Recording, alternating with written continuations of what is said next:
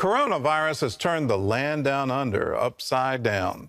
Australia used to be known for its fierce individualism and defense of personal freedoms.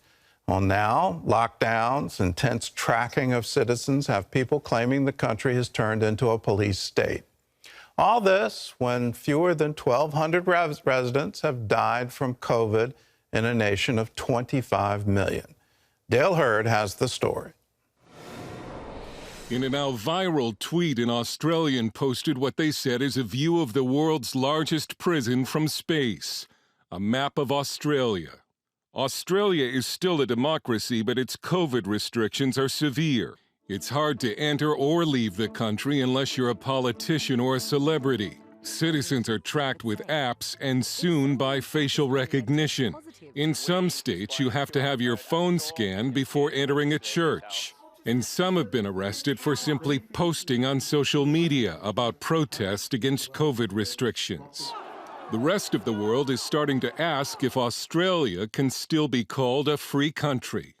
Australia's lockdown has been so draconian, it's brought comparisons on social media to how Australia began, as a prison colony. This pregnant Australian mother was handcuffed and hauled away by cops in front of her children for simply posting on Facebook about a lockdown protest. The charge was incitement. What on earth?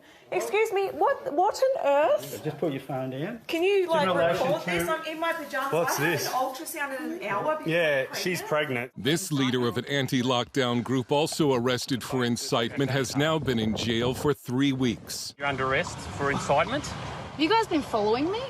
Police helicopters look for lockdown violators like these folks trying to enjoy an evening on a rooftop. And the government has fired rubber bullets and tear gas at anti-lockdown protesters, including children. James Allen, Garrick Professor of Law at the University of Queensland, calls it heavy-handed despotism. It's been appalling in Australia, and I say that as a big fan of Australia. I'm Canadian, you can tell from the accent.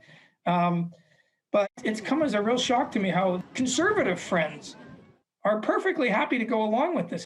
Australia consists of 6 states and 2 territories, each with their own COVID restrictions. Under a new home quarantine plan for international travelers, if you don't send the government your photo and location when it sends you a text, the police will come to your door. Melbourne pastor Paul Furlong has been arrested 3 times and placed in solitary confinement for opening his church during the lockdowns. The reason I did was for what I believe was a greater law, and that was to obey the word of God. And so I had to choose God's law over man's law. This church in Sydney, shown before the lockdown, was raided and fined for holding what authorities called an illegal service and for not scanning people's phones before they entered. Some pastors are now concerned that the government could require a vaccine passport before entering a church. We asked Evan Mulholland at Australia's conservative think tank, the Institute of Public Affairs, if he still considers Australia a free country. Well, it's a good question. It's a question a lot of people across the political spectrum have been asking. These things don't happen in a vacuum. They happen when the political and cultural elites slowly take away our freedoms and they become normalised. Australians have also begun turning in one another to authorities, East German style.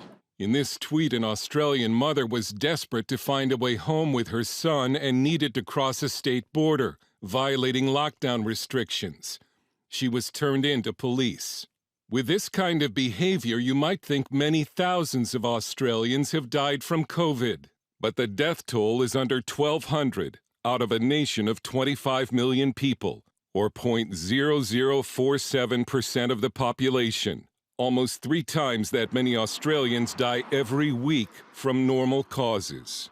But one poll showed most Australians favor living without freedom because they fear COVID more than any other Western nation.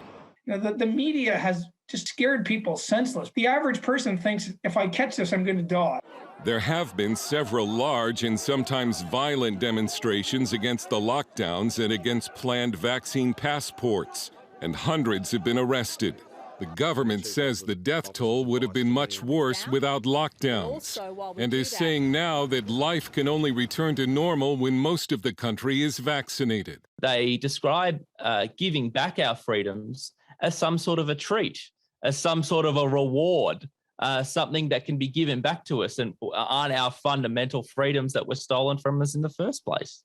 The Australian journalist Clive James once said the problem with Australians is not that so many of them are descended from convicts, but that so many are descended from prison officers. It's a quote that's being talked about a lot these days.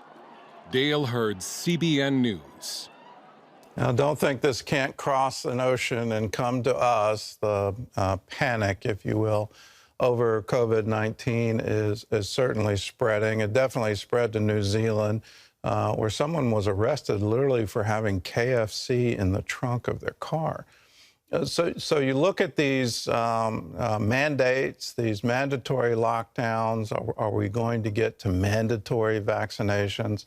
All in an effort to stop a horrible disease. I don't want to minimize COVID-19, particularly if you're at risk, which means, are you over 60? Are you overweight? Do you have diabetes? Those kinds of things are all precursors to having a really bad case and facing death as a result of this disease. But that's not most people. And so you look at what I consider draconian measures, where you shut down churches. We've seen that here in the United States. California had a series of lawsuits. They all lost them because of our rights under the Constitution for freedom of religion and freedom of assembly. All of this is being tested to the limits.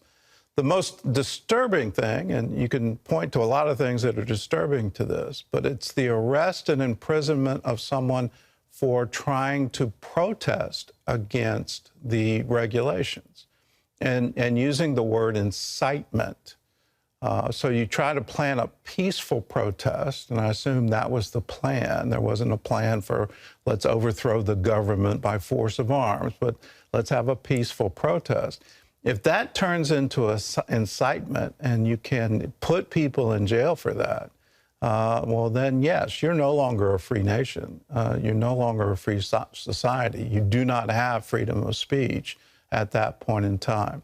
I hope that never gets here in America.